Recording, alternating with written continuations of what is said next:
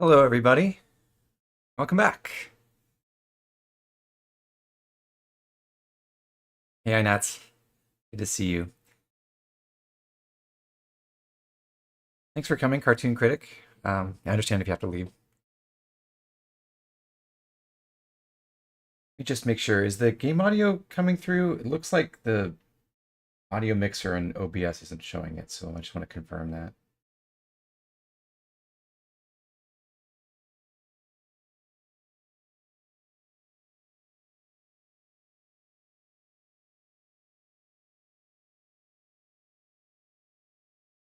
Okay, good. It may just be that the title screen music is too quiet for it to pick up. We'll see how it goes in the actual gameplay. But we just finished Chapter 2 last time, so we're going to start with Chapter 3. And basically, the very first thing we do in Chapter 3 is get our first real hero. So we'll explore some of those mechanics.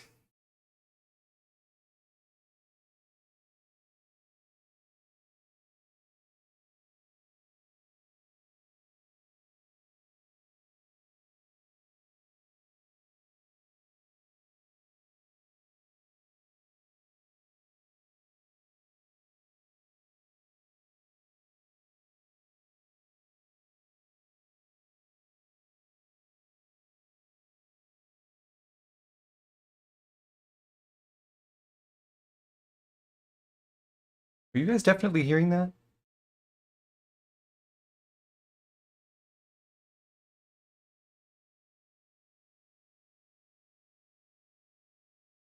No game audio. Okay. All right. I will skip this and we'll replay that then. Wonder what's changed then.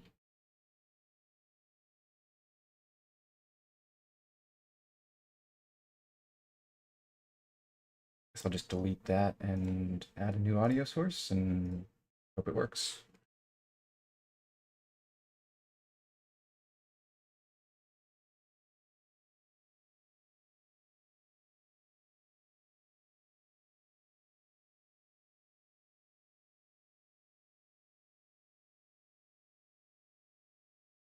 Hmm.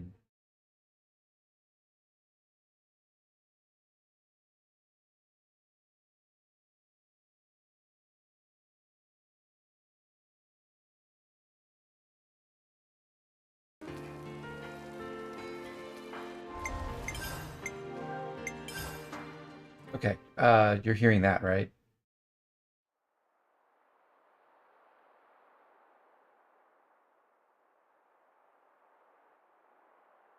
Okay. Yeah, I just had to delete the audio source and remake it with the exact same settings, and now it's working.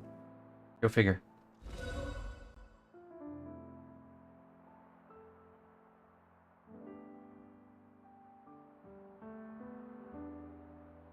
Okay.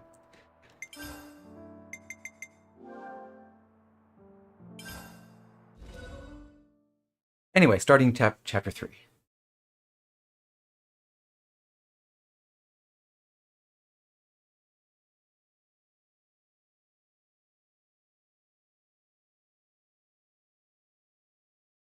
We've endured the fierce fighting at Colony 4 and learned that the consoles and Mobius are one and the same.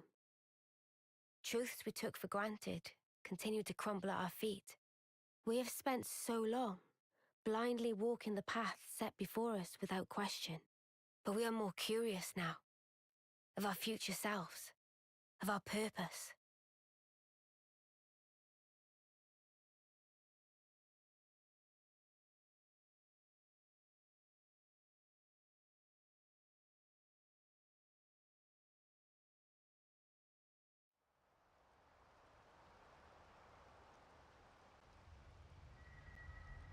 So, split into 3 units, our main troops go wide, and first to make contact withdraws?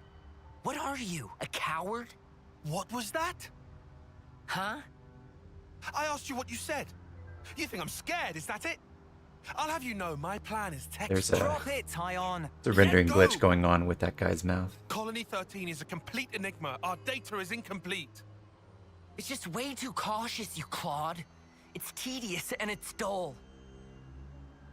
Can you see that? If we don't eat now, we'll starve. We don't have the time to mess around. What does... Look, Taiki boy. I mean, we're Iron Lambda, yeah? The colony led by Commander Izzard. And this is some no-name backwater. We hit from the side, and we hit hard. Am I wrong? What we need is momentum. Gotta play hard to win big.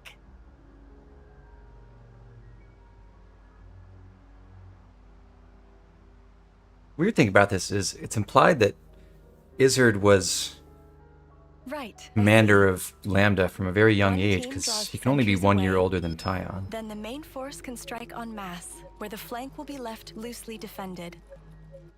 Seems optimal. Is that right, Tion? Huh? Yes. Although we will see other very young commanders. All right. If that's your opinion, we'll approve it. Yes, Izzard? Yes. If you say it'll work, I trust you. Happy, Tion? Yes. Commander, strategist. It's almost time. The new console should be arriving from the castle soon. Of course. On my way. My, that time already. Nimue, why are you still using that gizmo? Now that's not very polite, Izzard. This mechanical gizmo is much more precise than the iris clock. And unaffected by the black fog.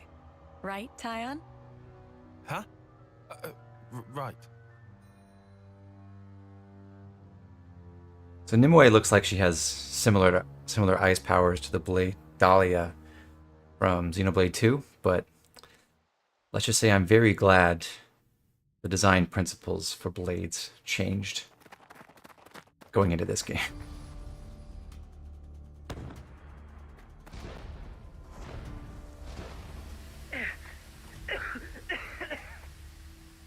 I can't see a thing!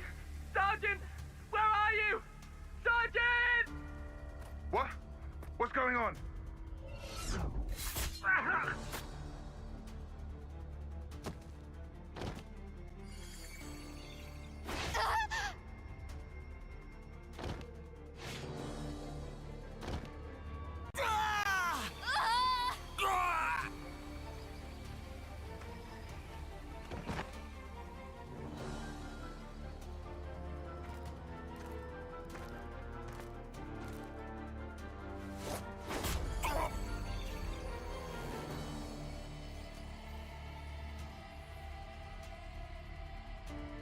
Hey Arhead, welcome to the stream.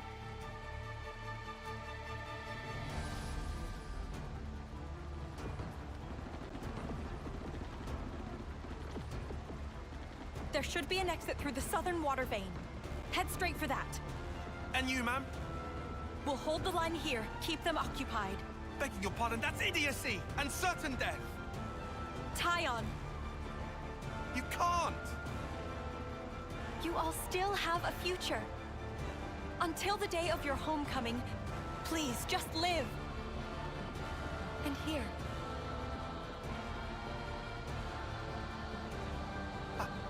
I couldn't. I won't. Don't do this, ma'am. listen. I need you to live, Tion.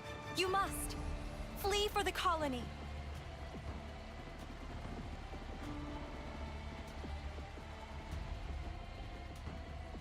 Tion, get moving! Hurry! How? How can I? Tion! We never see anyone else with that hairdo, as far as I remember. Ma'am! Nimue!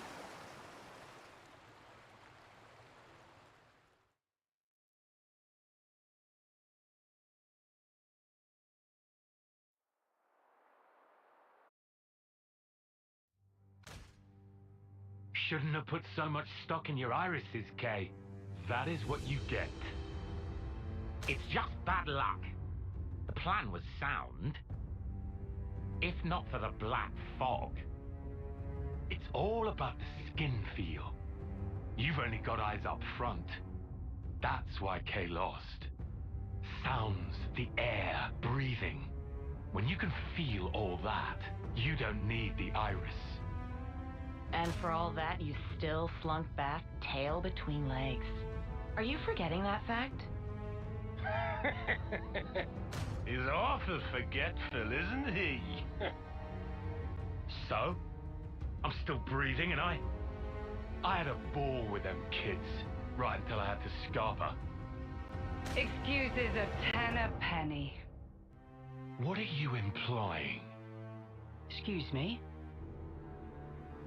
Is this a private party, or can I interject? I was thinking I might head out alone next. Is that allowed? You want to see with your own iris, eh? Pretty much.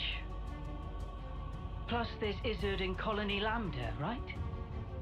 It'll be an extremely amusing situation, don't you think? Yeah, we'll have fun, I'm sure.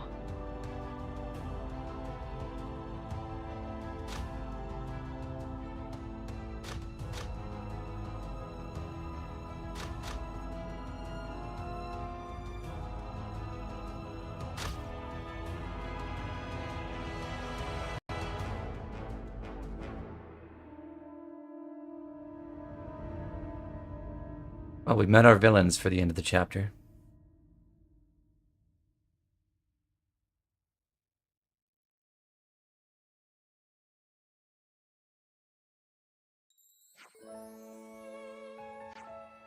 But that's a ways off. Right now we've got... actually, we just got a new setting with the menu lineup where we could... These actually get added. We get several more of these throughout the game, but you can change the way the characters are arranged on the pause menu. I think of these I actually like Raid the best, so I'll just stick with the default. But our immediate objective is to go meet up with Ethel inside the Colony 4 Piranhas. Now that we're welcomed at their Colony 4 campsite. is certainly quick to accept things. After the day they had yesterday. I knew Ethel's lot was sturdy, but...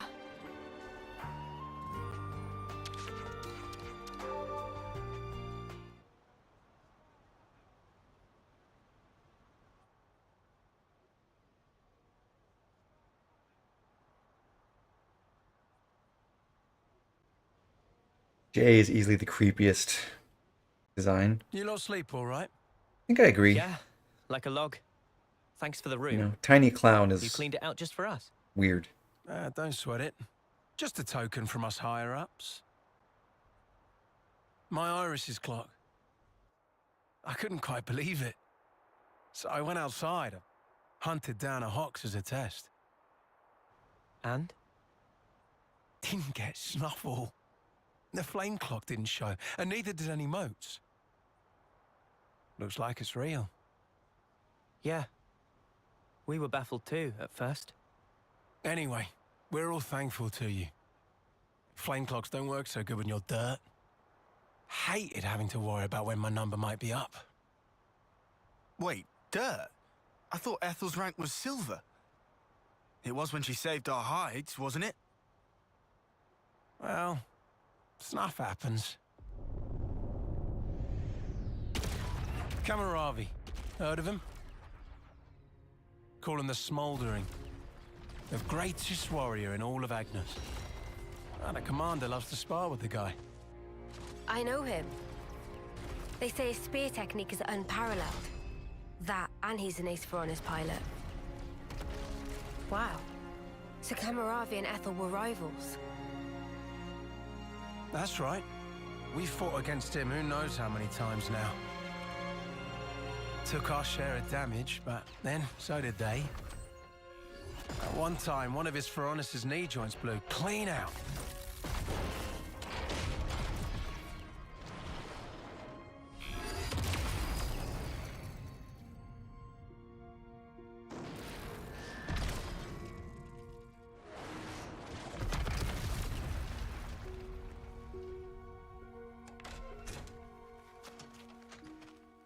Most likely it was a failure of maintenance. The commander could have ended it then and there.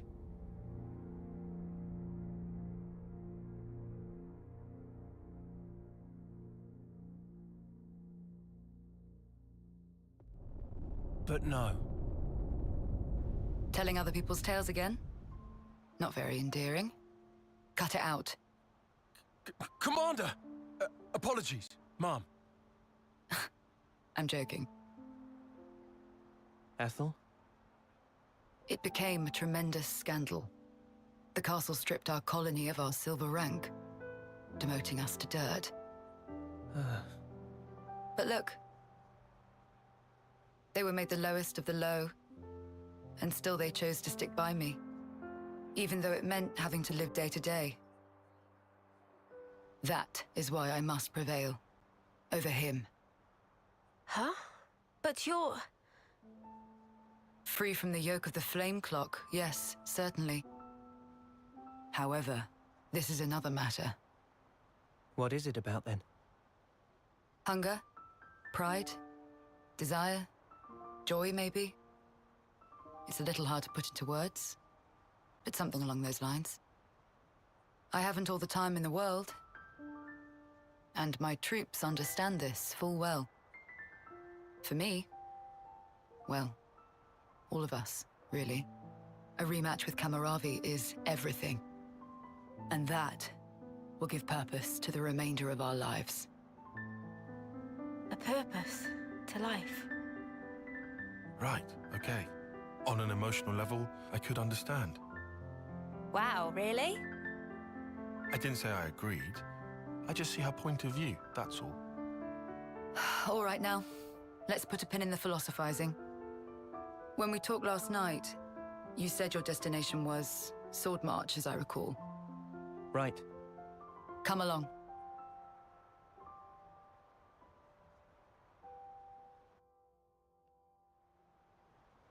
All right, so we've established more about Ethel's goals and what she wants to do with her colony now that she's been freed. And yeah, it kind of sucks. She kind of does just want to continue the war, although only in a specific context of meeting and fighting Kamaravi again. We'll see how that plays out.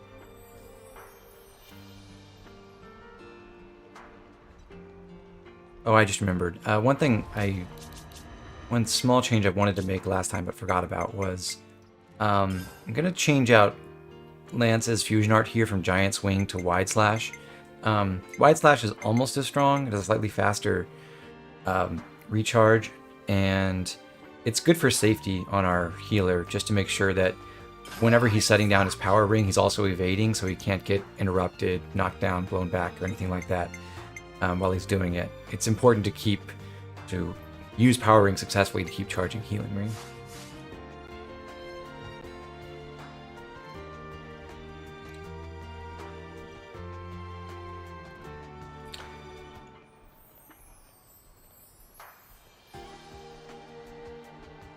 I think it's a situation where I might be Lagspike's rival, but he's not my rival.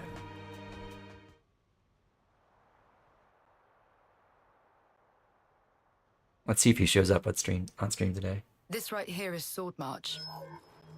Well, that part is common knowledge, I suppose. To get there, you have a few possible routes. Mainly the northern and the southern. And then, the direct route cutting through the ocean vortex. You don't say. That works. Nobody's done it before. Such a tease. You can try to approach it from sea or from air. But as soon as you're close to it, you'll end up being ripped to shreds.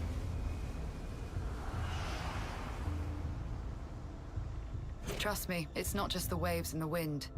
We believe there's some other force at play there. And so, through elimination then, these two. And quite frankly, I wouldn't advise going north. Why's that? The road's dangerous, and it runs right past Agnes Castle territory. Also, You'd have a hard time totally getting through. impassable. There's no way to get up and around that way. As always. Additionally, you are Ouroboros. If you face another colony, you may find the same thing happening as did with us. I'd feel safe betting on it. If you go south, the battle lines are relatively fixed. If you can proceed along this route, you'll get there in about 2 months. 2 months. But there's more? even if you reach the sword, this city, yes, Sadly, they patched out the ability to fight it's Ryuho hard to from believe Lower you would find Isha. it there. It seems far-fetched. How so? Once we had to So you advance can no across longer this region kill a level ourselves. 100 super It was boss to empty. sequence break. Nothing but the sword piercing the landscape. And then, there's that word you mentioned, city. What could that possibly mean? Is it a person? Or a thing? When Guernica talked about it, it sounded kind of like a colony? I was pretty sure it was an object. Will you still go there, regardless? Yeah. That was the idea. For a chance to live on.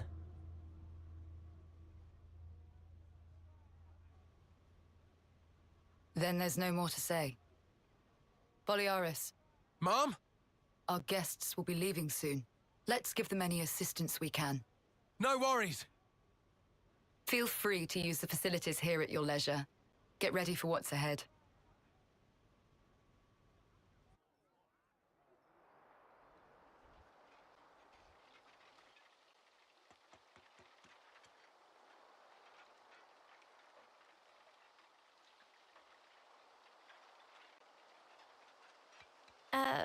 Mimi? Relax. We're just doing what Ethel said. Just using the facilities at our leisure. You have to eat, else you won't grow. It's just... Don't let them get to you. Yeah? Hey, Hey, Wimla. This guy is the greatest villain of all Xenoblade? I could see it. What is this? It used to belong to my friend. He always wore it till last year.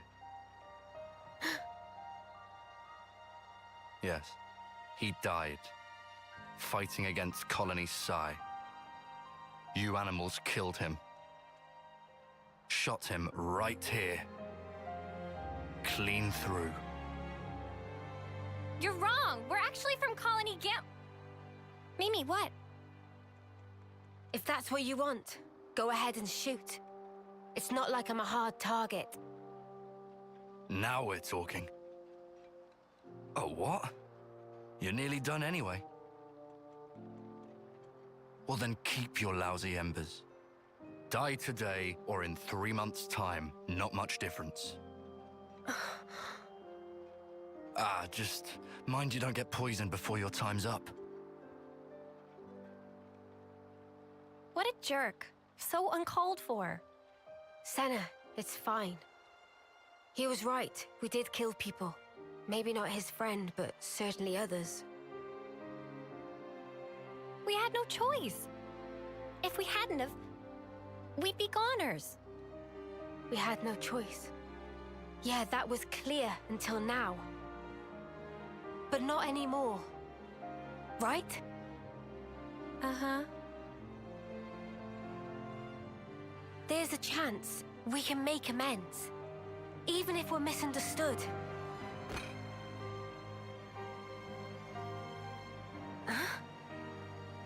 On the house. Eat your fill, friend. Huh? We're dirt rank, remember? Life ain't easy here. But you did help. Besides, you gave us a I choice. could not eat that many burritos. No. The choice not to fight. Now, we won't have to take others' lives. I've wished for this. Yes, this is the goat Laszlo. And you made it true. Thanks for that.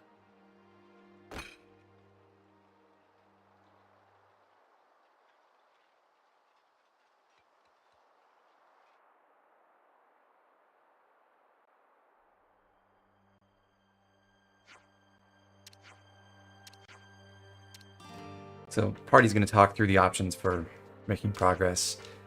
And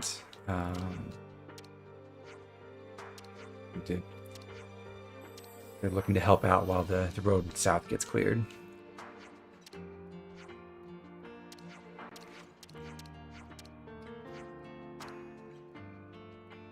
So we're going to go around and ask about what problems they might be having. And we're going to hear about some of their logistical issues now that they're not only a dirt rank colony, but disconnected from the flame clock and possibly not getting supplied by the Kavesi authorities anymore.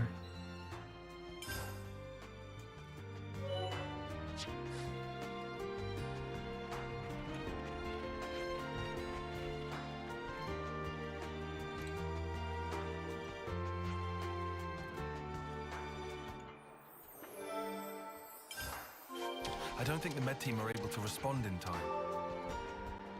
Yeah, if this carries on, the wounded will just keep piling up higher and higher. Who's my favorite character at this point of the story? Well, at this exact point, I guess Ethel.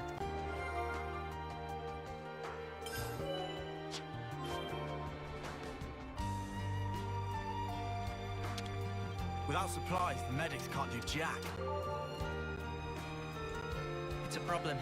Seems they're already racking up patients. No. Authority figure with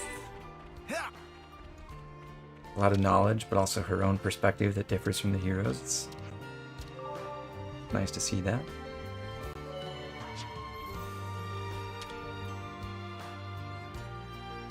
No one can fight on empty batteries. I do agree that it's annoying that for a lot of the side quests, you have to go eavesdrop on a couple different conversations and wait several seconds for those to play out. Hey, we got a door.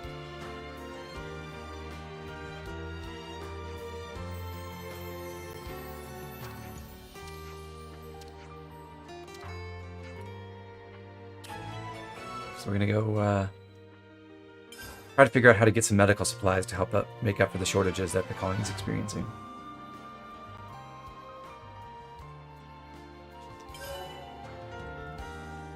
That gives us our first hero quest, which indicates that we're going to get a hero from it. We also did just get some more SP. I'm going to go ahead and spend that on Lance, who now has enough to get heat control time. Check out this sick new skill! Galgul's Mania is north of here. Yeah, and we better hurry, right? Well then, no time like the present. And before we run off of that, there's a few more things we can do. We can pick up some more info fragments around the colony.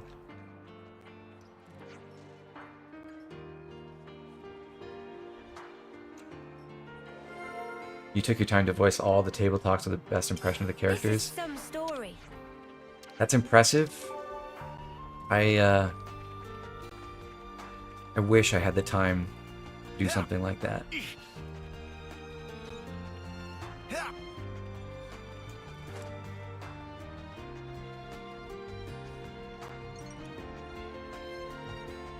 There's another info fragment. Oh, talk to Maxie. This is actually the guy who confronted us earlier, and as people mentioned in chat, he is involved in a later quest chain. There's one more info fragment over here to give us a hint about stuff we can see in the desert to east of here, which we can't get to yet, but we can go to, and we will go to, after we do the quest with Ethel and we clear the roadway south.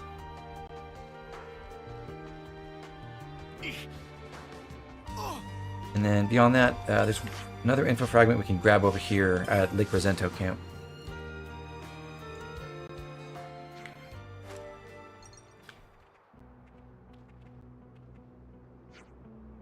And the two Napon we met inside Benel Cave at the end of last chapter have moved out here, and apparently so have a couple of their friends. So these are the same ones we met before. So I'm going to go back to the canteen and discuss that info just to get it off of our info list, and also to buy the new meal that we can get there. No one can fight on empty batteries. Hey, listen to this, will ya?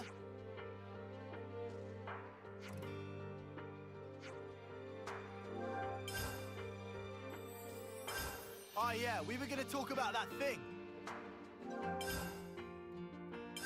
Hey, listen to this, will ya?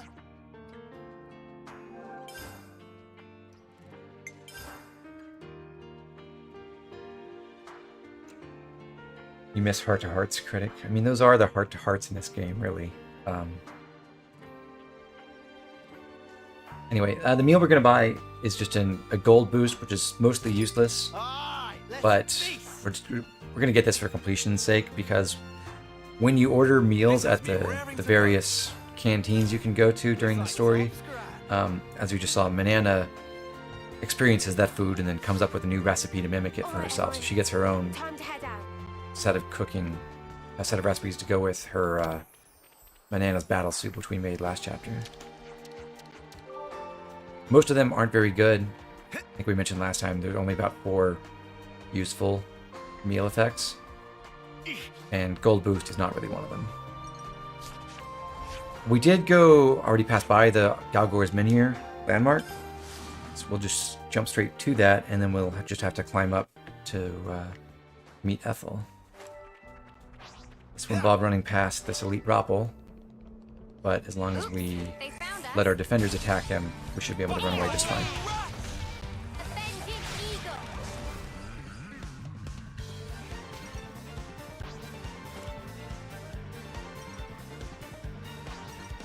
More enemies! I'll keep them occupied!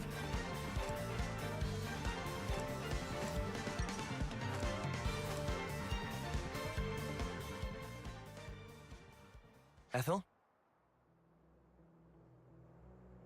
Oh, it's you.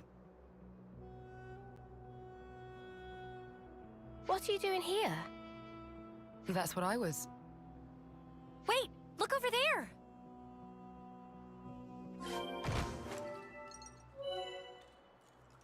A new mechanic. This is showing us how those supply drops that, like the one we found in Chapter 1, actually get deployed.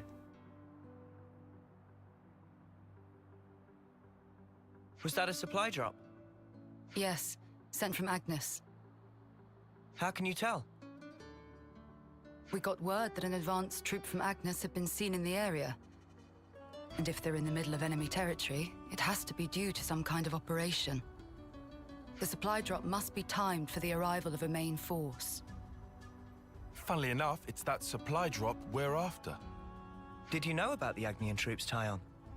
I've known about the presence of Agnian forces in this region for a while. I could never verify that supplies were being dropped, but I won't say I didn't. Solomon, I think the thing with the whole placebo effect is I can verify it now. From the way that what seem to be the most useful meal effects with item drop rates specifically. are We thought Colony 4 might need them. very, very hard to test empirically. I see. Then Or at it least looks as though we happen to have the same very goal. very hard to detect any difference with Boliaris was looking whether they're for- active or not You without didn't doing actually come alone, did you?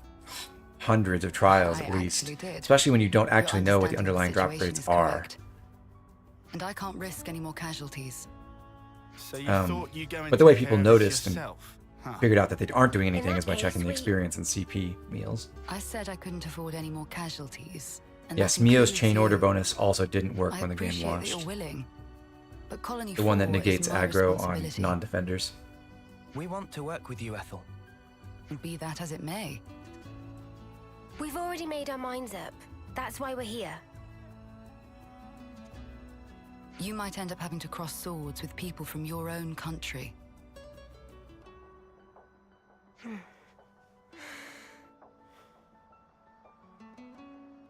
Talking about avoiding casualties. You know that includes you too, Ethel, don't you?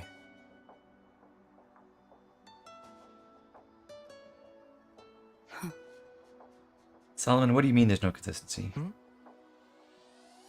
Oh, I yield. as to the locations. I can't very well refuse. Yeah, well, you like I now. said, when I asked about Don't worry, Ethel. unis and ethels, I know why they're where they are. Yeah, we won't drag you But- down. Then if we're agreed, There are let's some of them hurry that and are pick up those they seem supplies. like they'd be really inconvenient. Apologies. And thank you all. Like Lance and Mio can't look at their own. Imagine if you had it on Head your for the back smoke or rising something. from the container. That's our drop point. Roger, Dodger. Anyway, we just got Ethel in the party. So she's in a new class, Flash Fencer. And we'll talk about how that class works for the main party. But for right now, I just want to rearrange her arts. Heroes usually have the same or similar arts to what the main party will get when they inherit this class or these classes. Sometimes there are slight variations, and frequently they have different names, but with the same general effects. We're going to run Million Flash as the top art on Ethel. It's her most damaging art, highest power multiplier, and inflicts bleed. And importantly for our purposes, also has a large number of hits. It hits 6 times. So that's likely to generate extra TP and chain attacks, because they're bonus TP for hitting more than 5 times, I think. And also they're bonus TP for inflicting crits, and you can get a crit on each and every hit. So this has a great combination of power and number of hits. Second, we'll put Silver Cyclone. Ethel has 2 positional arts, Swallowtail and Silver Cyclone. Swallowtail has a lower power multiplier, but has a damage bonus when attacking from behind, which makes it stronger when you fulfill the effect. But its recharge gauge is more than twice as long, whereas Silver Cyclone is only 11-second cooldown. Doesn't get a damage bonus from the side, it just gets a higher crit rate from the side. Running at least one of these is somewhat nice. Generally, we won't ever care about Ethel's ability to smash, but we will talk about that in a sec. But generating enough talent gauge to use her talent art a few times is still helpful, because one of the skills of this class is that when you use your talent art multiple times, you stack up damage bonuses. So we want at least one positional, and Silver Cyclone is much more efficient for that. And then lastly, we'll run Cross Impact. This lets her generate the power charge buff for herself. Also has a fairly quick cooldown. So she can power charge and then hopefully use that to multiply the damage of her Million Flash art by 1.5 as an independent multiplier.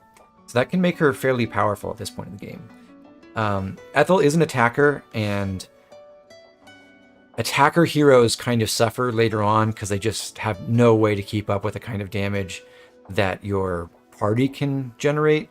So typically, if you're running an attacker hero later in the game, it's for some kind of utility, whether they have maybe a break or topple or I guess the main game attackers don't have any launch arts. But a break or topple or daze art or something like that. That's generally when you want to run attackers later. But right now, Ethel's damage can be fairly competitive with the main party. It's not going to be as good as, say, Uni, who can fuse her top 2 arts in a chain attack for at least on paper, 670% damage multiplier. Whereas Ethel's working with, at best, 360% with a power charge, so 540. But that's still relatively close, and she can put in work in chain attacks right now. We're not able to change equipment, neither accessories nor gems on heroes, so we can look at what they have, but we can't actually modify these. Double Strike is a pretty terrible choice for Ethel, because the only real upside to making her auto attacks more frequent is that it would help recharge Agni and arts, but she's a Kavasi character whose arts recharge on timers, so that doesn't really help at all. As we level up, we will unlock more gem slots, and she'll get a few others that are better, but Double Strike is mostly a wasted slot. And then she also has the Spiked Pauldrons, boost smash damage by 50%. This is meant to go with her Saber Strike art, which inflicts smash. Smash is the conclusion of the break, topple, launch chain. We can only launch right now using the talent art on Ogre, but if we manage to launch, then Ethel can smash, and smash can do a lot of damage, but not really in Ethel's hands. She just doesn't have enough of the damage multipliers usually to make this very powerful. Sadly. So later in the game, we'll be smashing on our own and making good use of it. But even once we inherit this class, we're not really going to focus on smash damage. But the problem with spiked pauldrons is they interact with the damage formula in a kind of bad way. Smash has a pretty huge innate damage multiplier when it's inflicted, and then this 50 percentage points just gets added to that multiplier. So it, I forget the base number, but it's like 6 or 8 times, something like that. And this just makes it 6.5 or 8.5 or whatever it is. So the accessories that boost smash damage are kind of bad. What you'd really prefer are the accessories that boost damage to launched targets, which are independent from the smash multiplier, or whether like they're part of the same damage boosting category as several of the skills that Ethel has, but at least they interact better with the smash multiplier than the spiked pauldrons do.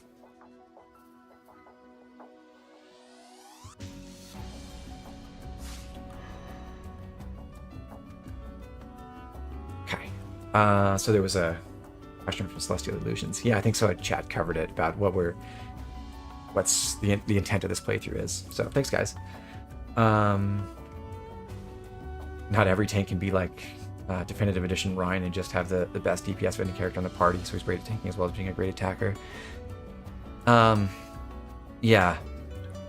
In principle, you can make the defenders hit the damage cap in this game, in the very late game.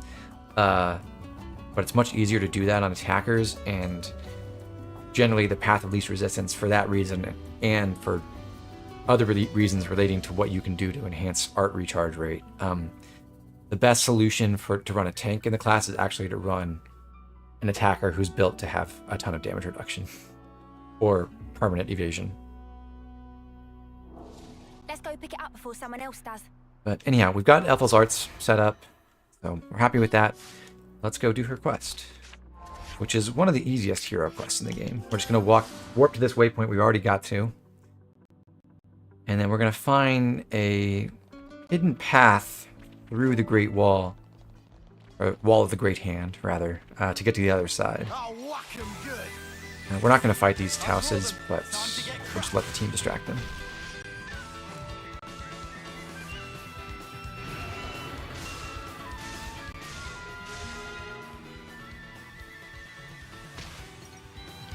Yeah, Keldeo. The goal is to stay on the level curve, but on occasion, because of the way like the quest experience works out, that means we're gonna have to be under the level curve for specific fights. Like we were under the curve for all of the boss fights at the end of the last chapter, for example. Gotta note this all down.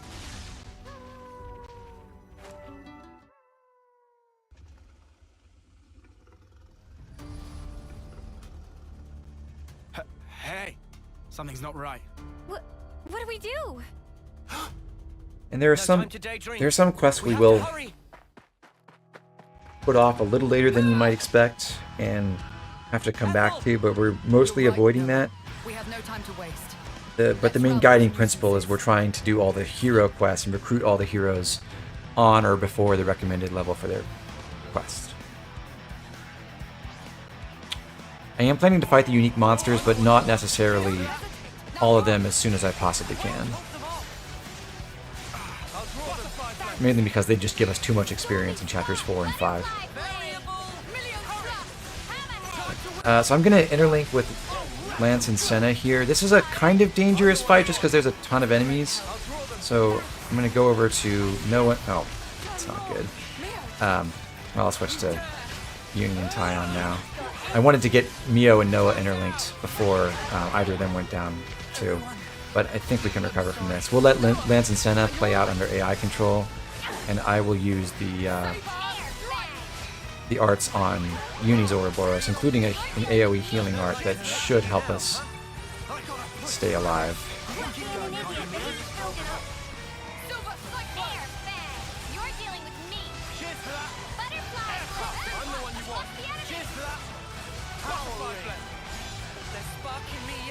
A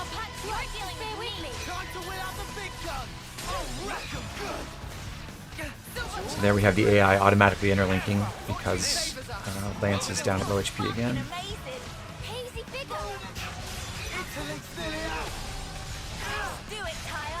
And I'm going to re-interlink with Uni and Lance. The reason why I got the one skill on Uni that does AoE damage over time was to help, basically with this fight, to help chip down the Volk steadily.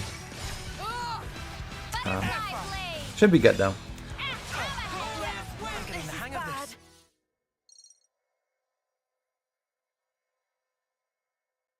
Phew. Glad that's over. Yeah, just one thing left.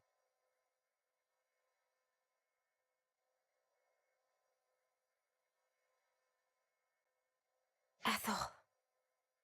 Huh.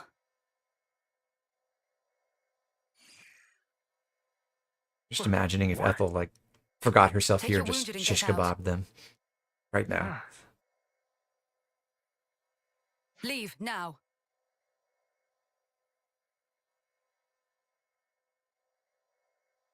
Did I do the right thing just now?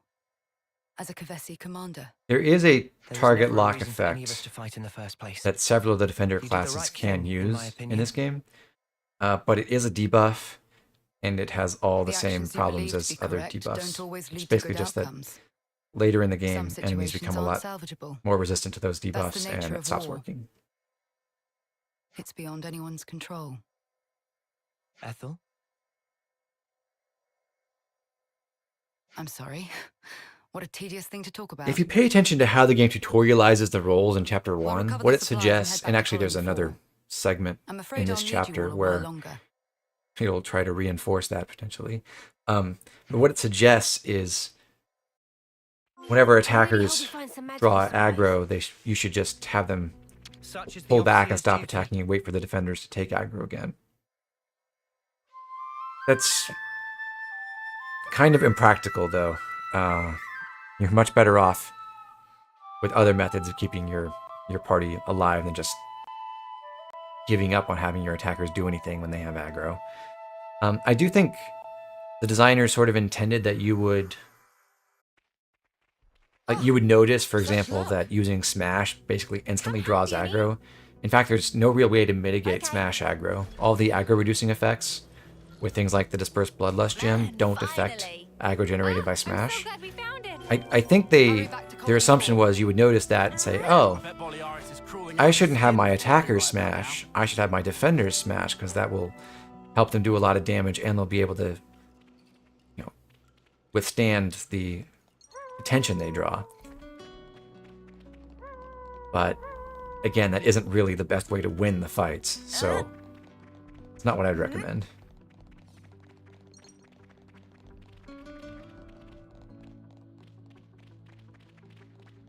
I could just warp straight back and finish this quest now, but I'm going to run up this area to get to one last container here in this part of Aegis Wilderness, which we theoretically could have gotten to earlier if we'd gone to this part of the area early. But it kind of makes sense just wait for the quest.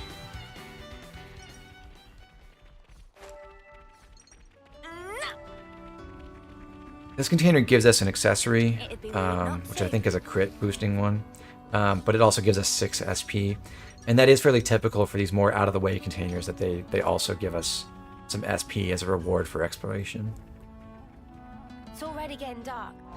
I'm gonna rearrange the quest list real fast and then point out the recommended level for this quest is level 17, so that was my guideline here, making sure that we finished the last chapter at level 17 and we recruited Ethel at that level.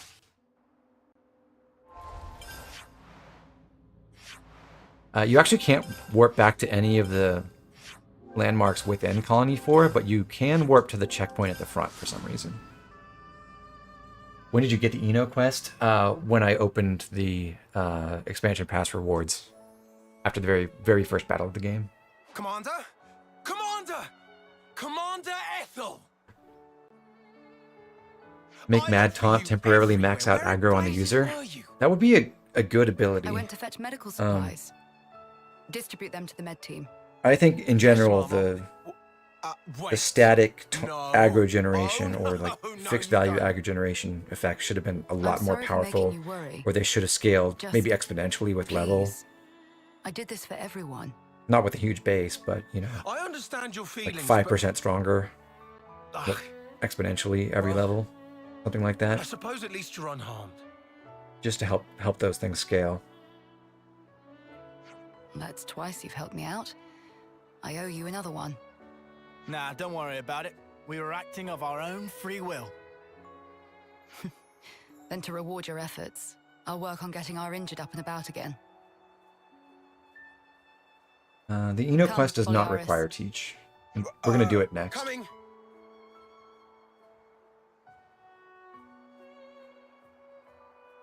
Ethel. The thing is, you can make debuffs consistent in this game. What's wrong, Noah? It's I was just thinking about what you said. something you have to go out of your way Actions you believe for. to be correct don't and always lead to good outcomes. At best, If someone like works you says about it, as then I well don't as doubt other it won't be strategies. true. But back then, you helped us. But it's still You worse than the saved best us. strategies. You risked your life. Thanks to you, we're alive right now. I can say with certainty that's a good outcome. There are two things that can the only thing I'm significantly certain improve of, debuff actually. chance. One is Tion's Ouroboros form, and the other is an accessory called And the we never Shackle properly Ring. thanked you. Huh, so we didn't. Oh, yeah. Silvercoat Ethel, we want to Yeah, formally TLNT, thank you for have your detected courage. a problem, and we'll talk about that. I can hardly recognize the three of you. I'll continue to do my best to live up to my nickname.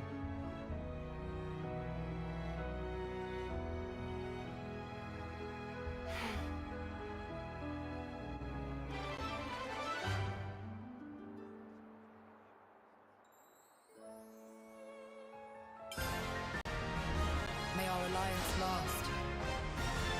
All right, so we get Ethel as a permanent party member, asterisk. Actually, if you do what the main quest tells you to do, and you rest at that campsite and then you go to Colony 4 Command, you will never use Ethel in your party before she departs to go back to Kevis Castle and make her report, and then she'll be gone for a while. So there's a chance you never get to experience her in any context until substantially later in the game. You never get to experience her in any context other than that hero quest. And if you don't do an optional thing later in the game, you never get her back at all. But don't worry, we will have Ethel for just a little while. That said, we do need to make absolutely sure that we do put her back in the party. She does not get added by default, and we very much do need her to have her. Do need to have her in the hero slot for what we're about to do next. The inheritor of her class was Noah. We're not going to set him up in Flash Fencer next, or yet, but we will in just a moment. Also, because we've unlocked one hero, we can now see all of the icons and like names and descriptions for each of the hero classes we'll get for the rest of the main story. There are some of these that kind of give away things that maybe you wouldn't be expected to know far ahead of time, like the fact that this is obviously Kamaravi and we're going to get his class eventually.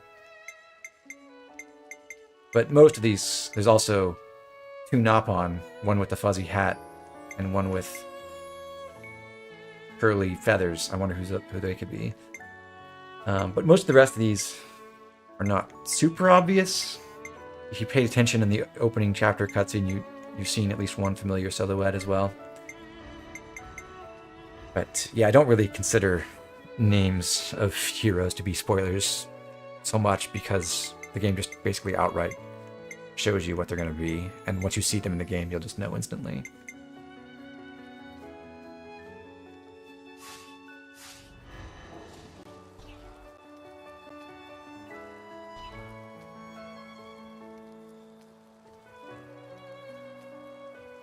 Oh, actually, I lied. I am going to set up Noah in Flash Fencer right away.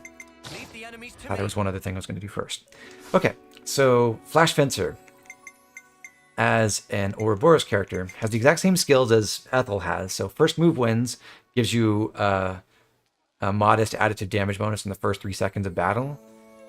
Fighting Instinct stacks it the same type of damage bonus as you use your talent art. So you get an initial boost, and then you can essentially replace it as you stack up Fighting Instinct and eventually surpass it as you generate your talent art over and over again. Critical Strike increases critical hit damage bonus by 30 percentage points. So by default, critical hits are worth 25% more damage. That's a separate multiplier. This makes it 55% more damage. And then the last skill, Capable Hands, fills your talent art partially at the start of the battle. So this ties in with the first move wins idea, where the class emphasizes a quick first strike while you theoretically use your talent art to deal a lot of damage very quickly. And this also helps you start stacking up Fighting Instinct. One nice thing is that the Fighting Instinct does apply to the very first talent art you use. So you increment this skill before the damage for your first talent art is calculated when you use it. We are, of course, bringing over Fighting Prowess, which we paid for, to maximize our damage here. And for quick fights, that means at the very beginning, we'll have 35% plus 30% automatically, and then another 25% as soon as we use our talent art, so a total of 90% additive damage multiplier, which means that the silver belt on Noah is a tiny bit worse than using something like the black mask on the appropriate targets, but not by much. And that means we'll just stick the silver belt on him and leave the black mask on Uni. As for arts, with Noah, I mentioned earlier we're not going to really emphasize smashing. We're going to swap over, instead of having him use his smash art, we'll make him use Infinity Blade, which is almost 3 times stronger and hits in an AoE.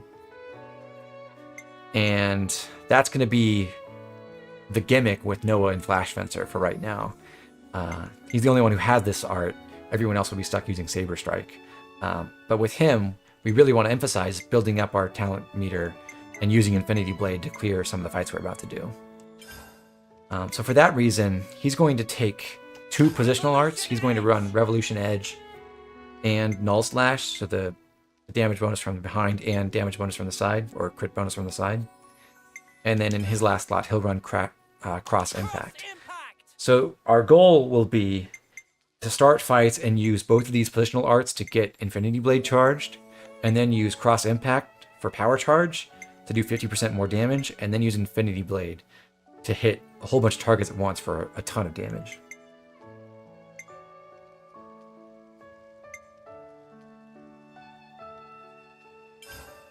For his fusion art, technically the strongest one available is Giant Swing from the Ogre class, but we're going to go with Wide Slash. It's almost as powerful in terms of power multiplier. It does unfortunately have the crit rate penalty, but we're not that worried about crit rate. The things we appreciate about Wide Slash are having a recharge gauge that's 2 attacks shorter, and having the evasion effect for some survivability. This is a very high-risk class in that it generates a lot of damage and then draws aggro, and then has very little in the way of agility or HP to survive, and the block rate is 5%. So once you do draw aggro, you're very likely to get killed, and we are going to tend to draw a lot of aggro if we hit with Infinity Blade powered up by Power Charge.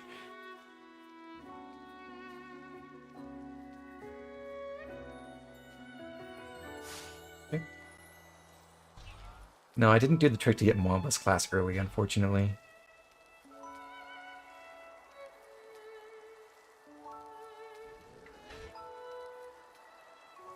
Right, what have we got around here? Wide Slash with the side positional. You could do that.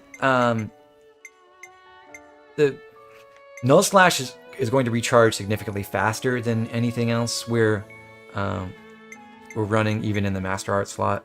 Revolution Edge is going to be a lot slower with a 30-second recharge. It's like almost 3 times longer.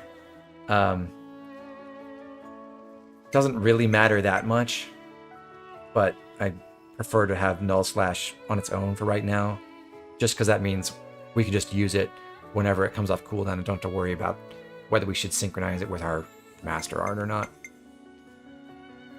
And this does maximize our damage with our fusion art. So once we've used Infinity Blade, as we cycle back through our arts, what we can try to do is use Cross Impact right before Revolution Edge fused with Wide Slash to do another burst of pretty big damage.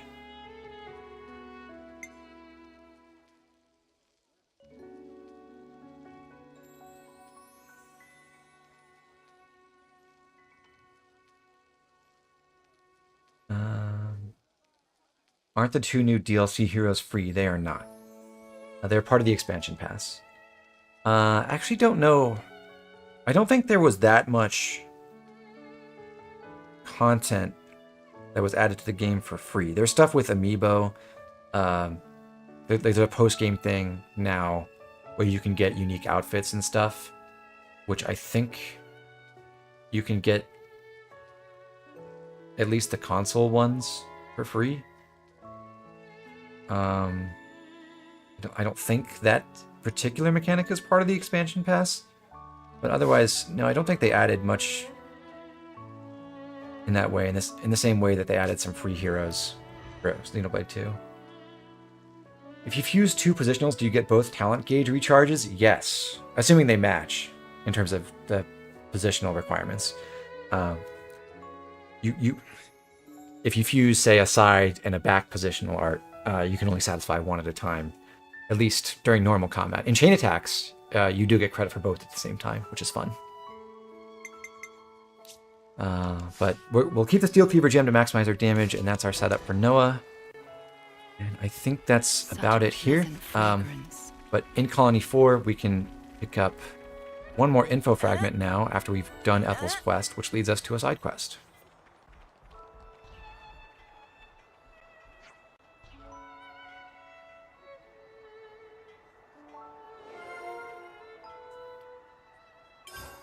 So we'll discuss that info too.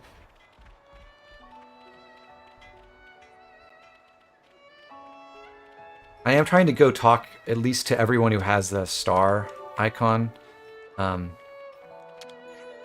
the talk bubble above them, because that means they have something new to say, and at this point likely means I've never talked to them before, so I'm getting 10 affinity points for everyone I meet.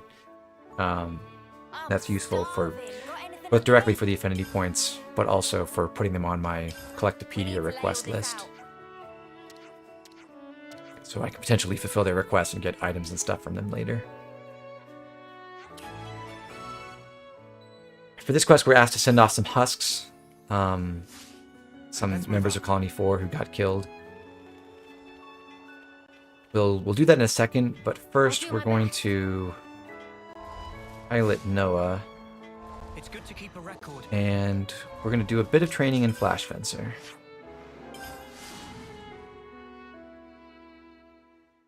I'm warping back to Galgor's here. I want to fight this Rappel. He is level 15, which is what I want.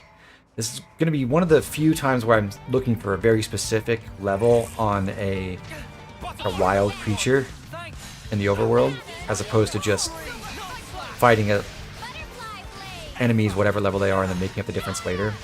And that's because we have a pretty limited experience budget before our next hero quest. And in theory, if this Rappel were level 16, he could put us over that limit. I actually just forgot what I was doing here and used up my power charge in the wrong order. But I've just charged up Infinity Blade, so I'll use that. Did a few thousand damage. If I kept power charge for that, it would have done about 4,200. This fight is not the best showcase for what Infinity Blade can do, but don't worry, we'll see that in a second.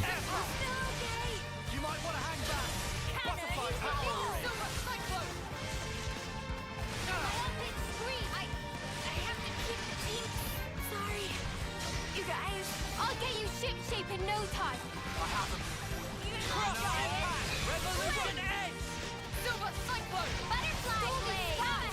I do recommend the DLC for this game.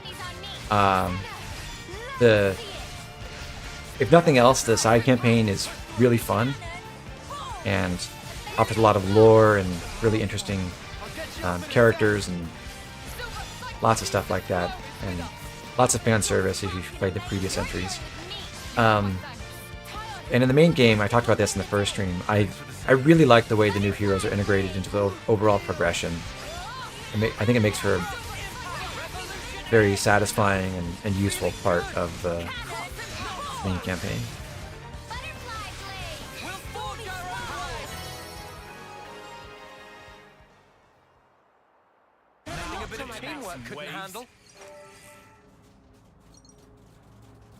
Okay, so that's one enemy down. Next, we're going to take on 2 skirmishes, one of which we can see right now. And this is where, hopefully, Infinity Blade will get us a chance to shine. Because we're going to fight 6 Hoxes all at once. And I'm going to try to line up Null Slash to get the side positional effect on 2 targets. Looks like I failed, unfortunately. I'm going to have to interlink for safety, maybe? We'll see. Okay, got Infinity Blade. And I just killed like half the enemies in one hit.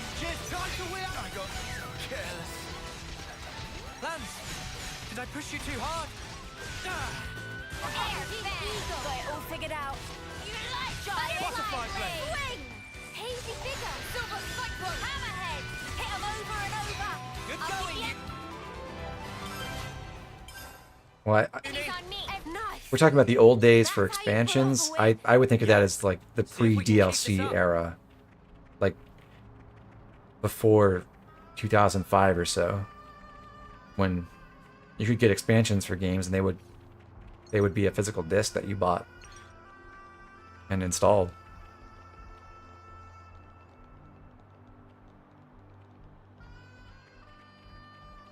And yeah, I remember, like, nowadays, I think people have decided that, like, free games where you only pay for cosmetic stuff are totally fair and not predatory. But I remember the huge controversy about horse armor in Oblivion. You paid $5 to get, like, cosmetic apparel for your horse.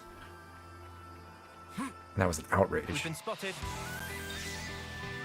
And I think part of me still agrees with that. I'm going to try to go send off the husk inside this crater. It is possible to sneak around those Ropples if they cooperate. We don't want to fight them. And unfortunately, they did not cooperate this time. Such is the officer's duty.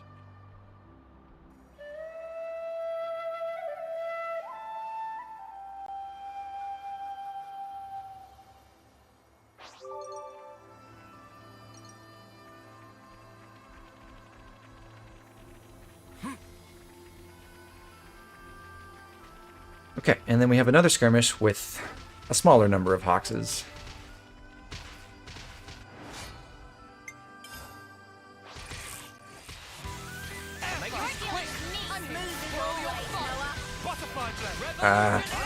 He turned around at the last second. It's not as important to get Infinity Blade for this fight, but it is fun.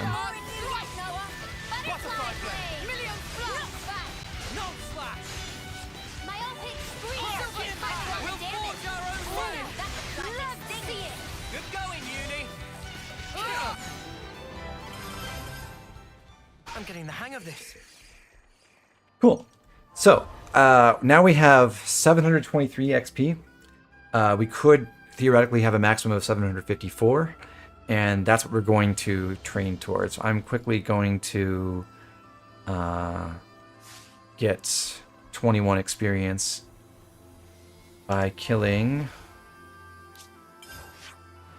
a level 9 Ruga Quadwing.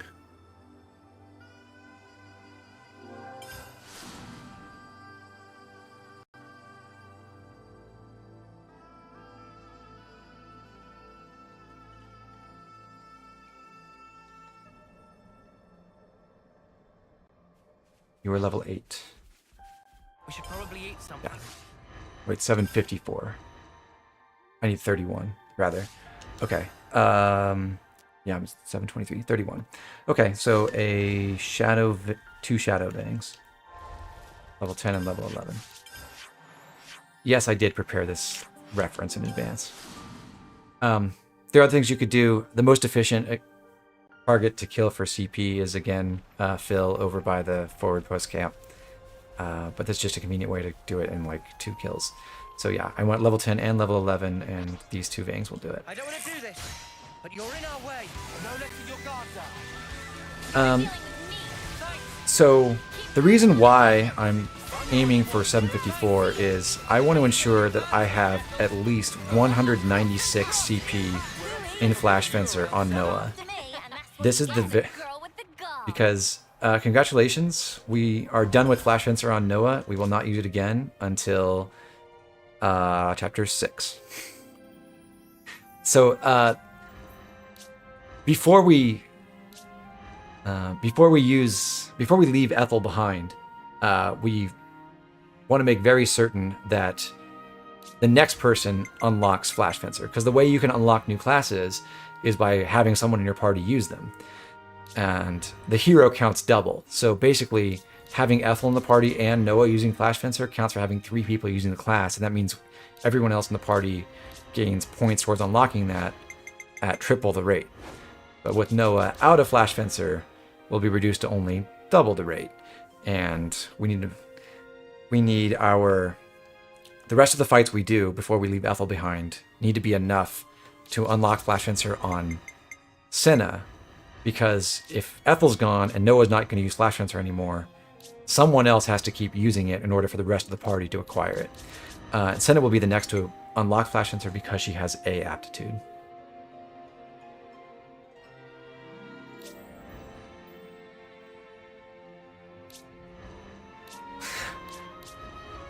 So, yeah, we're going to swap back to Heavy Guard, which would have the upside of giving us a topple art again, except we don't have a break art on the party right now, so we still can't combo anything. But that'll be okay for the time being. We're going to put a sword fighter back in the party once we start fighting the unique monsters. Along with Noah becoming a Heavy Guard, we'll take Tion out of Zephyr and put him in Medic Gunner. We would like him to finish Medic Gunner so that he can unlock Ether Cannon, because that is a very powerful art that he would like to be able to use when he's in Agnian classes, or Agnian style classes in the future. And he's almost there, so we'll help him make some progress right now. Critic, you made the mistake of running Flash Fencer on Noah for the entire game after he unlocked it. It's kind of funny. It's a pretty solid class, but there's definitely better stuff to do with it, or with other classes between now and chapter 6 at least.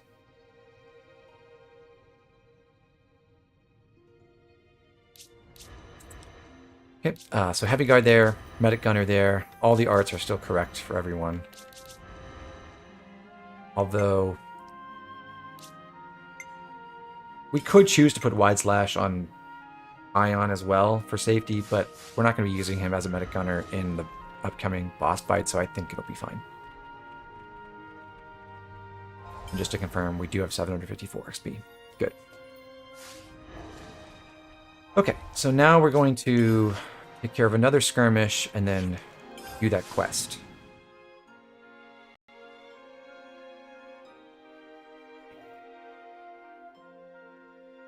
Ghost, you tried to see if you could get rank 20 on all the classes by the time the game ended. I don't think that's possible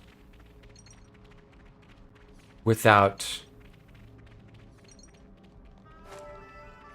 I mean, you could do some really ridiculous grinding, like at endgame when you're level 70 or something, go back and go massacre all the elites in Alfeto Valley and Izana Plains over and over again to get like 10 XP and 10 CP at a time and grind up all the classes that way, and that might only get you like 2 levels, but I'm do not envy that option.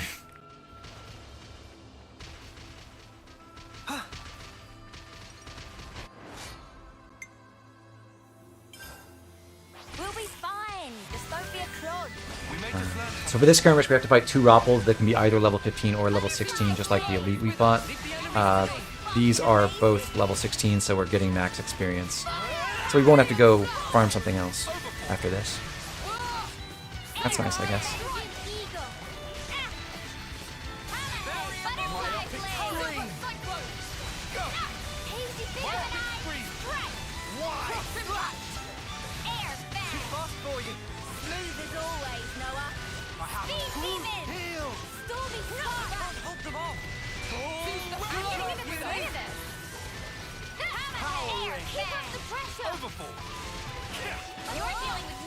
Flash Fencer is not strictly the last class you can upgrade.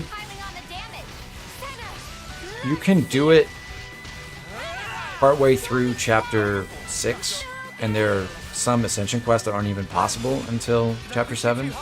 But if you don't know what to do to enhance Flash Fencer later on, yeah, I doubt you would just find it at the very moment that you could do it.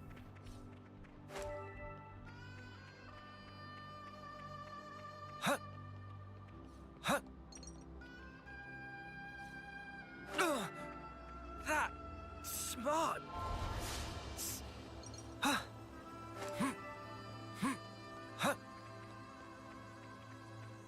Shall we deal with this?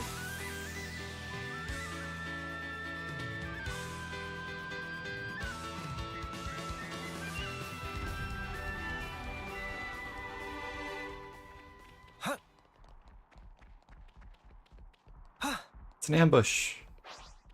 But we snuck by. For your first playthrough, you just played most classes until the person reached level 10 and switched to another class that wasn't maxed yet. Totally reasonable thing to do.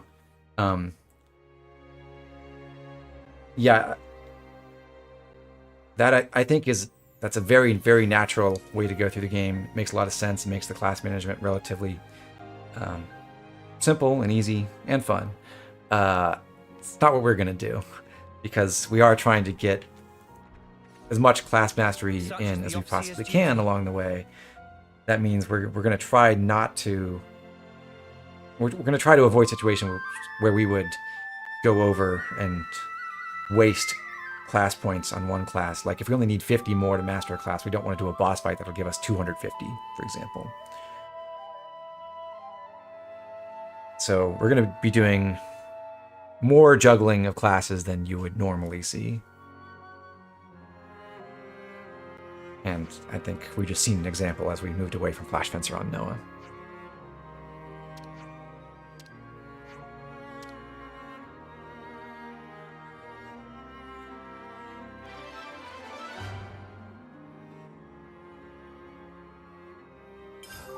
It's a good Okay. feeling, isn't it?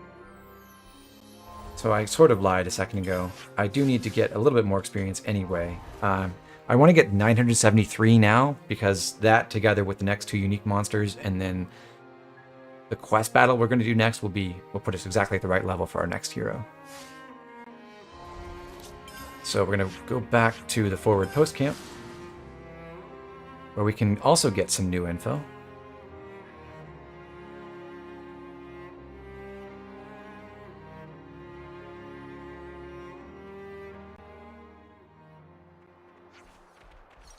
And it's very true, yes, that changing classes when you reach 10 is not optimal for the purposes of beating the game.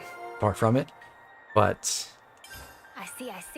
I think it's the most fun way to engage with the class mechanics. What's my favorite fast food item?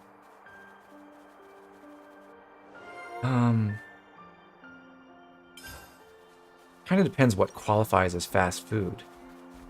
There's actually this Indian place I like that has like really good butter chicken and chicken tikka masala that's basically just under a heater, and they just serve it up to you when you walk in. and so that's fast food, I would say. I don't want to do this, but you're in our way. Let's light these muggers up. So I was specifically looking to make sure that Phil here was level 4, because, as we mentioned last time, we got to play. It's a little bit of a puzzle to make the experience line up exactly right at this point in the game before we can go back to the very beginning areas and fight level 1 enemies. We don't have perfect control over experience values. So fighting him to get 12 experience and then running away from the other Crabble who we just aggroed. And I'm going to fight, in addition to that, a level 5 Wolf, if I can find one.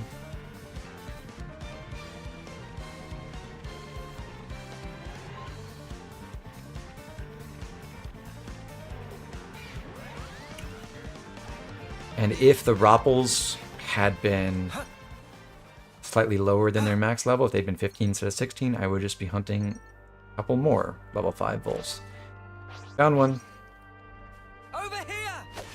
So we'll kill him, and that should be good.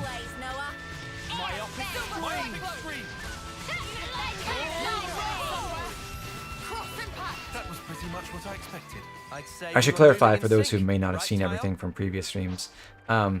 You don't have to be this anal about the experience values. I just find it satisfying to make it so that when I recruit new heroes, the experience lines up. So I'm trying to, and it's been a useful organizing principle in terms of figuring out how I should route the game. Say, okay, I'm going to get my next hero when I'm level 18, so I need to figure out what do I have to do to get to level 18 at that time, or what can I do and not go over level 18. But now we have our 973 XP, so we're prepared to go take on the next unique monsters, at least in that respect. And what we're expecting to see is that when we beat the next 2 UMs, that should unlock Flash Fencer on Senna. We do need to change classes around for this because we definitely need someone who can break. So we'll put Mio back in Sword Fighter for that, so she has a break art. And Tion will go into Zephyr. I'll provide the perfect defense. While Senna will be our tactician. Gotta keep you guys safe. We're keeping Lance in Medic Gunner because we definitely want someone to be in Medic Gunner. We're still training Uni through Ogre to unlock fighting prowess, and we want Noah in Heavy Guard so we can topple. When do I change everyone's clothes? I guess I should talk about that. Now that we've unlocked a hero, we're able to choose outfits on people. You can use the base clothing for whatever class they're in, and you can also change them to outfits that of classes where you've previously reached rank 10. So Noah can do Sword Fighter or Zephyr outfits. There's also the military uniforms they can wear from the beginning of the game, and then the DLC gives you an extra outfit, which is a recolor of the base class outfits. So Noah gets a blue Sword Fighter outfit, Mio gets a dark Zephyr outfit, that kind of thing. I'm not going to do that, though, for the sake of readability for the audience, so you can tell just by looking what class everyone is in. One thing I found frustrating with some other video guides I've seen on YouTube is they'll talk about different classes, but they'll have people in the wrong outfits for the class, and it's just hard to tell sometimes what the party is. So I'm not going to change out of the default class outfits. I do like several of them. I like the dark outfit on Mio, for example. I actually like Noah's blue outfit too. Uni's red jumpsuit is a bit much for me. I like Tion's black and blue. I think better than the white and orange, although it's a pretty close thing. Lance has a lime green duster for his heavy guard outfit, and I'm not a fan. And then Senna has a dark, more purpley kind of red than Uni's for her top and leggings and everything, and sleeves.